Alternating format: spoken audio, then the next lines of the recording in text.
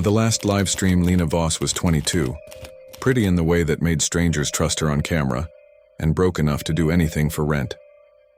Every night at 3 a.m., she streamed herself exploring abandoned places to her 180,000 followers.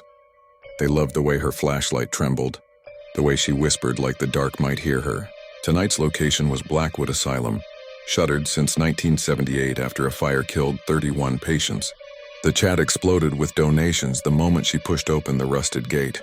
Top floor, someone tipped $200 to demand, room 418. They say the girl who started the fire still waits there.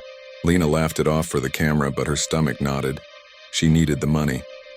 Rent was 3 weeks late, and her mother's nursing home had just raised the bill again. She climbed. Each stair creaked like it remembered weight. The air tasted of burnt paper and bleach.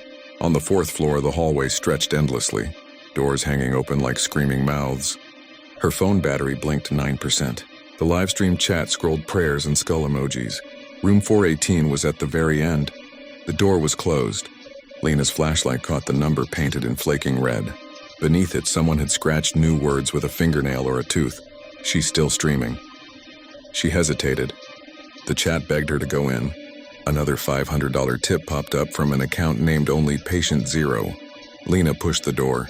Inside was a single metal bed frame, straps dangling like dead vines.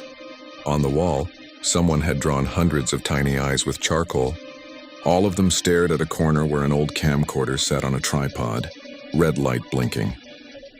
It was recording. Lena's own stream glitched. For half a second, the chat saw not Lena's terrified face, but a burned girl in a hospital gown, smiling with black teeth. Then the feed snapped back. Lena whispered, "Guys, this camera's on." It's pointed at the door, like it was waiting for me. She stepped closer. The camcorder's cracked screen showed the live image of herself walking toward it. But in the screen, the room behind her wasn't empty.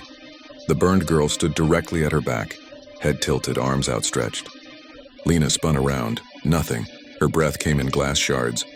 She reached to stop the old camcorder. The moment her finger touched it, every light in the building died. Phone, flashlight, the camcorder, everything. The live stream cut to black for her 180,000 viewers. The last thing they heard was Lena's choked gasp and a soft, wet voice right against the microphone. Finally. Someone pretty to wear.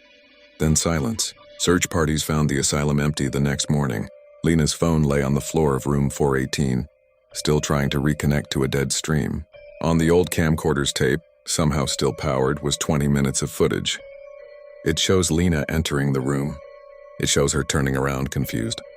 It shows her face going slack, eyes rolling white. And then it shows her smiling with black teeth as she picks up the camcorder, waves once at the lens, and walks out.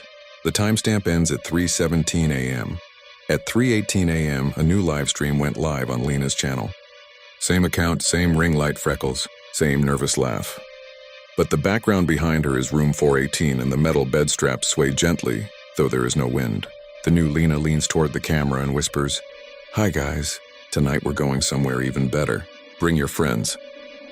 180,000 viewers watched the counter climb, and somewhere in a quiet nursing home 3 states away, Lena's mother woke up screaming because the girl on the TV looked exactly like her daughter, but had no reflection in the dark window behind her. The stream never ends now. If you get a notification from Lena live at 3 a.m., don't click. She's still looking for someone pretty to wear.